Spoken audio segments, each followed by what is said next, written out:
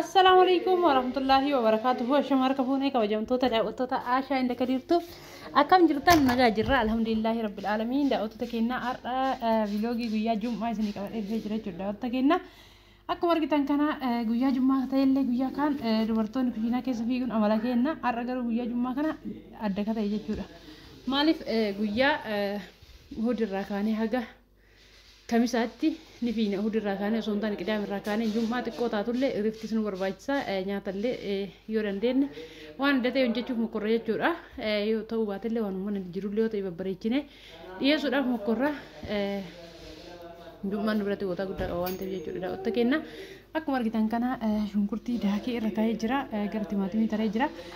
Daawwatta kenna warroonni Difa marayu nadana kuchise deebi sagalee akkuma argitan kana jum'aadha jechuudha oliga fiigaa jira waan dura dubbadhe garuu ranfadhe akkuma harawaatti qaxxalee dhiifama isiniin jedha. Daawwatta keenya tartiiba isallee eegee isin agarsiifne ofiillee mootiyyuu viidiyoo daddabsiiseera maaliif viidiyoo dheeraan nu jaalatu hin jiru. Warroonni viidiyoo kaleessa akkasitti ilaaltanii laayikii gootan sun guddaa galatooma isiniin jedha. Viidiyoo har'allee akkuma san laayikii isinirraa barbaada, sheerii isinirraa barbaada isiniin jedha. Daawwatta keenya maamila nama 28,700 torba gallee jirra. Inshallah akkuma dhibba gallee hojii qabna jechuudha. Daawwatta keenya minyootiin hin gaddabamu mire waa tamanyuun amala keenya akka gaafa jirru jechuudha. Daawwatta keenya akkuma argitan kana asitti waxii diimaa hojjechuudhaaf shunkurtii guddisee bilcheessaa jira. Gara chaanti immoo turuus hojjetaa jira jechuudha. Daawwatta keenya goommannis ni jira dhumarratti hojjedha isa yeroo dheeraan barbaadu waan ta'eef kana fakkaata fiigichi guyyaa jummaa asitti illee ka ruuzetti hojjedhu keessa foon xiqqoo makee jira.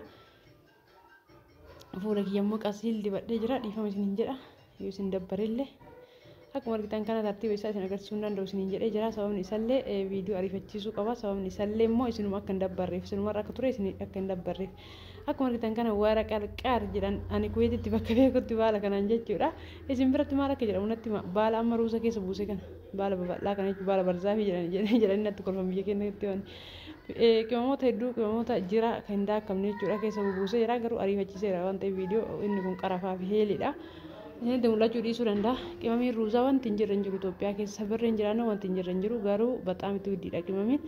Gaafa biyya arabaatii dhuftan warra fidachuu dandeettan qimamii adda addaa osoo fidattanii dhuftan hedduu gaariidha. Maaliif ulfaatillee kiiloo isin toliin kaasu waan ta'eef qimamiin asitti guddiidha isa dura fidattanii bareeda isiniin jedha waa isaa achumatti bira isinii tara uffata guurtanii akka dhuftan osoo wanta akka qimamii waan ta'anii wanta gaggaarii hin jiraa wanta akka shittoo wanta akka ani itti fayyadamtan wanta akka takka fidattanii bareeda isinitti yoo barbaadan wanta biyya kana keessatti widdii achi yoo dhufe isinii bareeda ta'u yoo barbaadan viidiyoo hojjedhee isin beeksisuu danda'a. Kun argitan kana ruuza dhiqee bishaan naqee jira qopheesseera shunkurtiin keenyallee bilchaataa jira achitti mabiraatiidhaan asitti gaaziidhaan hojjetaa jira maaliif gaazii lamaan wal bira yoo bane na jalaadhuma gaaziin hedduu addadee jira jechuudha. Daawwatta keenya 3,100 meeqan guutee dhiyootan 3,500 meeqan guutee akkasiniin jedha gizee takka guutuudhaaf qusannaa yoo ta'e malee akkuma barbaade itti fayyadamuu hin danda'u jechuudha. Akkuma biyya arabaa sana akkuma barbaanne lakkoofsuu hin dandeenyu. Sababni isaallee nu jalaadhumaa fi isiniin jenna daawwattoota keenyaa sheer laayik sabskiraayib gochuun nu jajjabeessuu hin irraanfatina nullee mootuu waan babbareeda waan dassi hin jedha jennee yaadnu fakkeenya fanamma nyaata hojjechuu isin barsiisu osoo hin taane gizee biyya alaa jiru gizee na dabbare viidiyoo akkana kana yoo lallaalu dibbirtiin nurraa galaa gaafa biyya galanillee akkana godha jedhee karoora mataa kii keessa kaadha. Sababa saniin malee viidiyoo nyaata hojjetaa waraabuun hedduu ulfaataadha dhugaa dubbachuudha. Viiloogii hojjechuun hedduu ulfaata. Ndawun prank hojjechuun qal'aadha.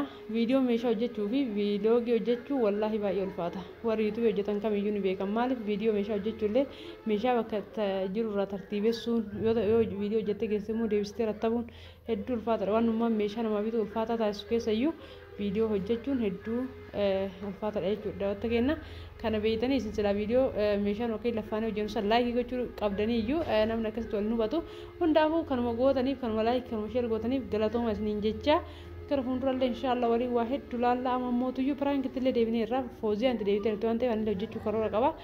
Viidiyoo keenya laayikii sheer sabskiraayib gochuudhaan nu jajjabeessaa isiniin jedha. Ammallee yeroo deebi'ee akkuma argitan kana asitti illee waxii diimallee barbaree harka tokko inti naqa gizee namni bira jiru nama waraabsa gizee ijoolleen bira baate immoo ofii kiyyaa harka tokko waraaba jechuudha.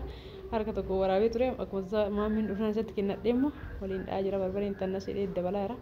Barbaree ani laazim fi barbaree akil Itoophiyaa killa laazim fi barbaree jedhe namichi tokko namicha arabiin hojjetu wayiitu jira. Akkuma argitan kana kun asitti immoo bishaan ho'isuu qaba. Bishaan ayidiin qabdu waan ta'eef jala kaa'ee gara hojii biraa deebi'ee asitti immoo ruuzni bakka bishaan argatee jira waan irraan barbaadu inni bilchaatu qofa amma asittillee waxiin diimaan bilchaatee kunoo foon kattafee itti naqaa jira jechuudha. Otti kennaa dhiifama waa hunda tartiiba isin agarsiisaa jiru. Eega waxiin eega sugoona kana bilchaateen booda wayitti foon itti naqu isinitti deebi'e. Asittillee immoo ruuzichillee bishaan fixataa jira. Akka amma ibidda jalaa qannasee jira. Wanti na hafu goommana hojjechuu fi yoo danda'e salaataa ciruudha. Yoo dadhabe immoo dhiisee salaataan booda jechuudha. Jum'aa eega salaaniin booda goona asitti bakka waxiin diimaan bilchaateera. Qimamii maqallashaa itti naqee jira akkuma argitan kana.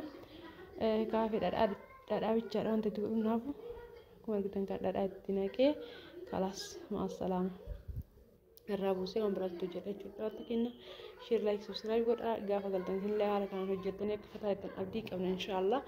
Namni yoo karoora qabaate bakka kamuu yoo jiraate gaafa galee jireenya isaa akka gaarii jiraachuu danda'a jechuudha.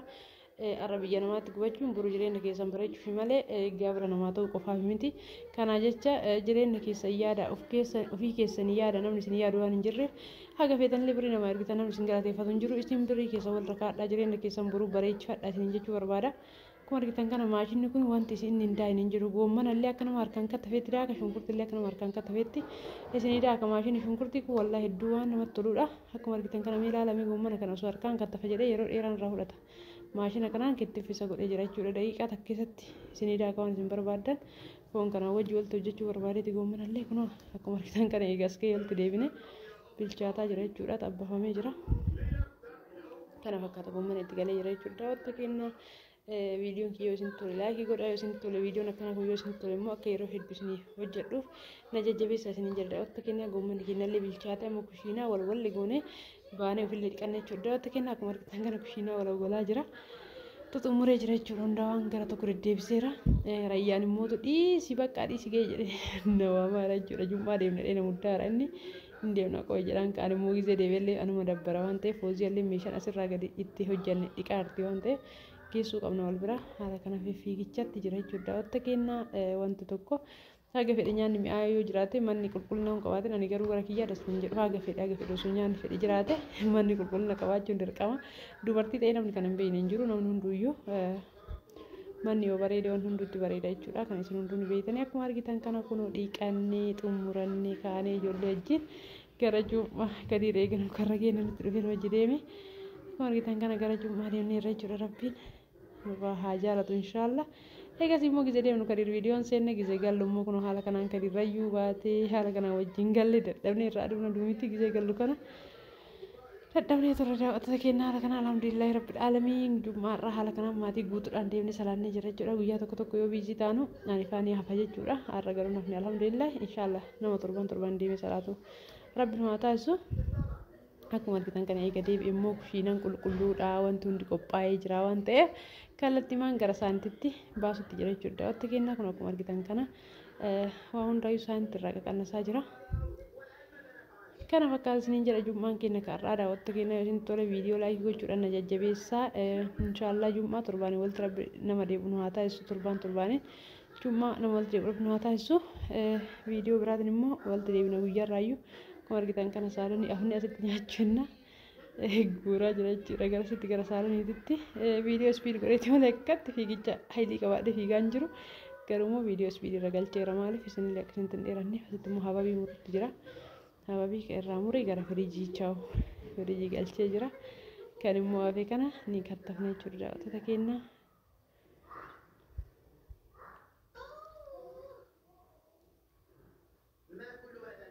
Kunoo haala kanaan hababii kennallee qopheessine irra jechuudha. Daawwattoota keenya amma kallattiimaan gara saalonii deemnee waa nyaachuu malee wanti nurraa hafe tokko hin jiru. Sa'aatii kana amma sa'aatii gara 8 ta'uu jechuudha. Daawwattoota keenya sa'aatii 8 dura waa hunduu xumuramee salaannee dachaanii alhamdulillah. Inni kunillee juusii hababiiti.